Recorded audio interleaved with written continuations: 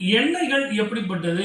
நெய் எப்படிப்பட்டது? நல்ல உசந்த ரகமான நெய்யா? ஏதோ கடமைக்கு சொன்னாங்கன்னு சொல்லிட்டு, ஏதோ ஒரு கொழுப்புல உண்டாக்கப்பட்ட அந்த நெய்ய நம்ம உபயோகப்படுத்துறோமே அப்படின்னா, நம்ம கோரிக்கை நிறைவேறுறதுக்கு உபயோகமாக இருக்க வேண்டிய அந்த தீபம், கோரிக்கையை பாதிக்கக்கூடிய தீபமாக மாறிடும். அதனால தான், ஒண்ணு நீங்க வீட்ல இருந்து சுத்தமான நெய்ய எடுத்துட்டு போய் தீபம் போடணும். அப்படி இல்ல அப்படின்னா, நல்ல சுகமான நல்லெண்ணெய செக்குல ஆட்டுன எண்ணெய எடுத்துட்டு போய் தீபம் போடணும். தேங்காய் எண்ணெய தீபம் போடணும். அப்படிப்பட்ட சுத்தமான நீங்க என்ன சாப்பிடுவீங்களோ அப்படிப்பட்ட எண்ணெயும், நெய்யும் நீங்க தீபம் போடணும் அப்படிங்கிறது விதி. இது இப்ப அந்த கோவில்கள்ல போட முடியலையே சார், சுவாமி எதிர்ல போட முடியல, சுவாமிக்கு ரொம்ப தூரத்துல எங்கேயோ போடுறாங்க.